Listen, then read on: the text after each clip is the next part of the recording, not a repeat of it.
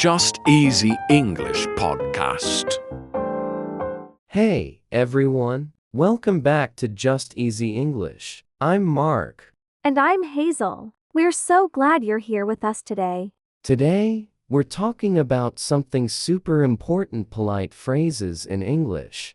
You know, Hazel, I remember when I first started learning languages, I thought just knowing the grammar and vocabulary was enough.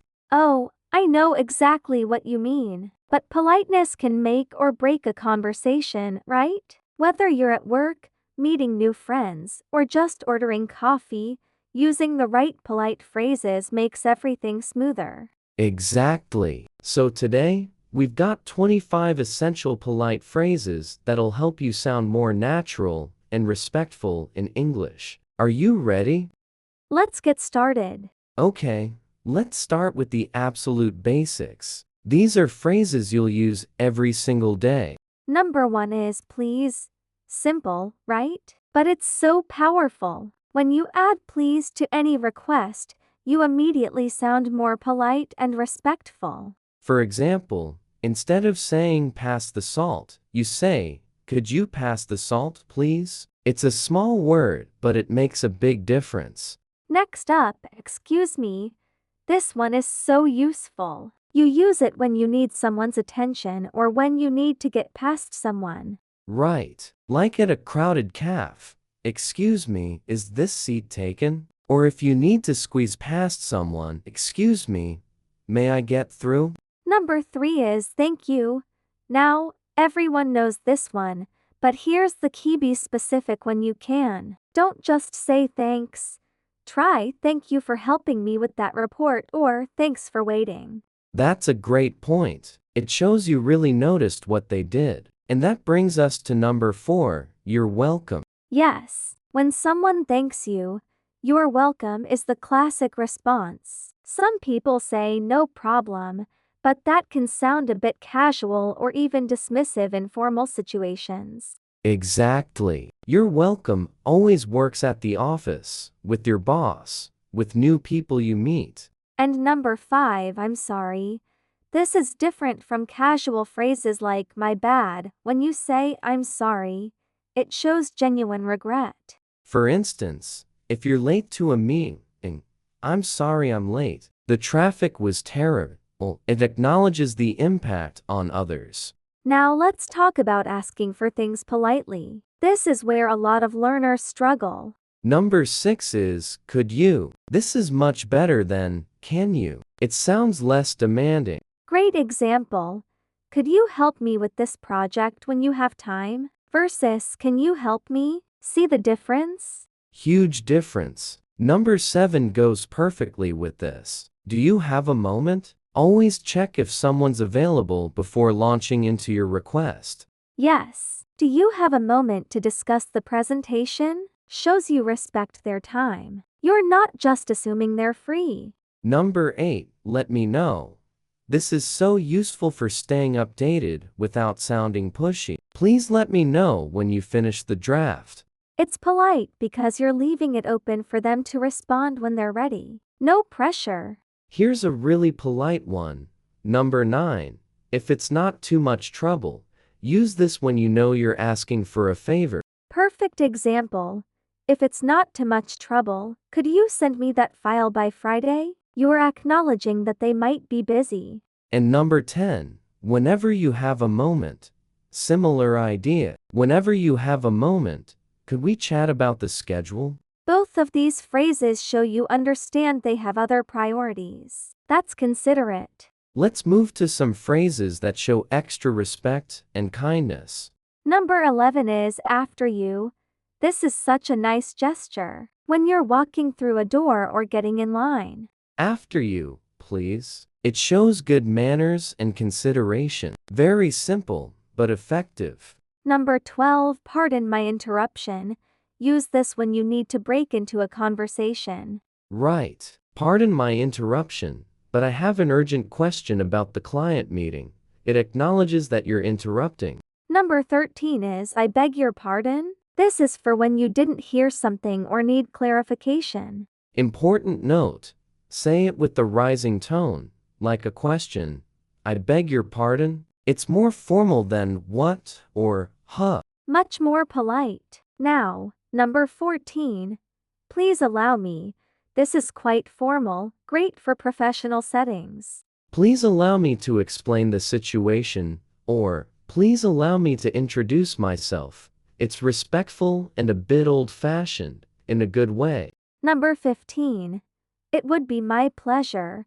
Use this to show enthusiasm and willingness. When someone asks you to help with something, it would be my pleasure to assist you with that project. Sounds professional and positive.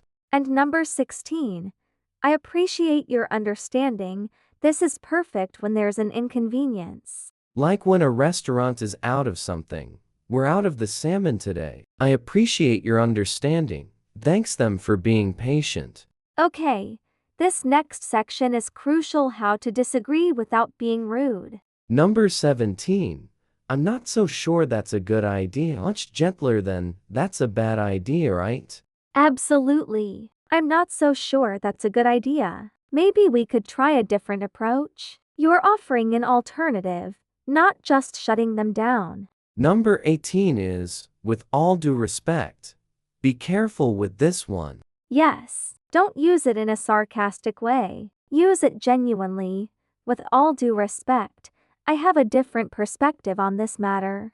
It signals you're about to disagree, but you still respect their opinion. Number 19 is similar. I think you might be mistaken. Instead of "you're wrong," say "I think you might be mistaken about the deadline. I believe it's next Friday, not Monday." See how much softer that sounds? And number 20, could I please get your opinion? This shows you value their input. Could I please get your opinion on this design? I'd love to hear your thoughts. It invites collaboration instead of just stating your own view. Sometimes we have to deliver disappointing news or make inconvenient requests. These phrases help.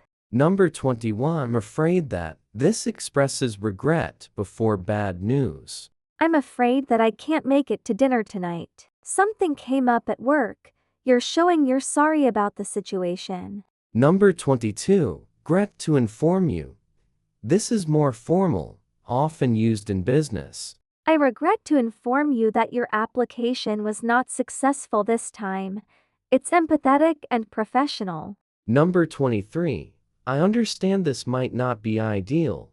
Great for acknowledging that your request might be inconvenient. I understand this might not be ideal, but could we move the meeting to M? You are recognizing the difficulty.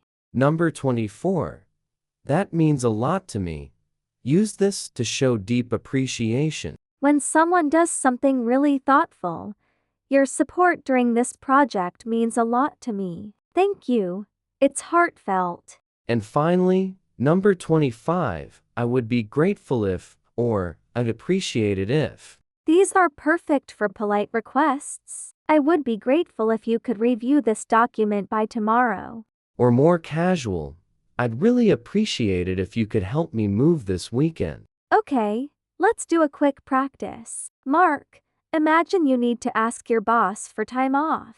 All right, excuse me, do you have a moment? I'd like to discuss something with you. Good start. I would be grateful if I could take next Friday off for a family commitment. I understand this might not be ideal with the project deadline approaching, but I'd be happy to work extra hours this week to stay on track. Perfect. You used "do you have a moment? I would be grateful if," and "I understand this might not be ideal." Nice. Your turn. You need to disagree with a colleague's idea in a meeting. Okay, with all due respect, I'm not so sure that's the best approach for our target audience. Could I please get your opinion on trying a different strategy? I think we might be able to reach better results with a more focused campaign. Excellent. You were respectful, offered an alternative, and invited collaboration. So there you have it, 25 polite English phrases that'll help you sound more natural and considerate.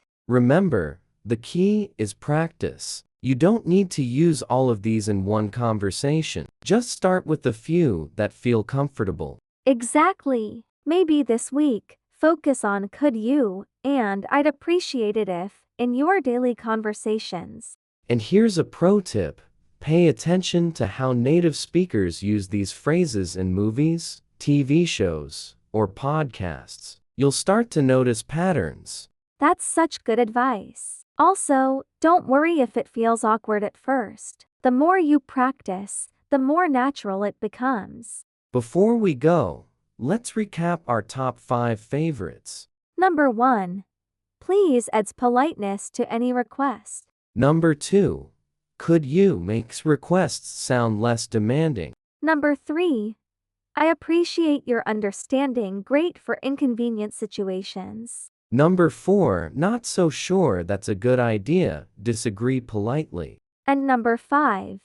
Do you have a moment? Respect people's time. We want to hear from you. Which phrase will you try using this week? Leave us a comment. And if you found this helpful, please share it with a friend who's learning English. Let's help each other improve.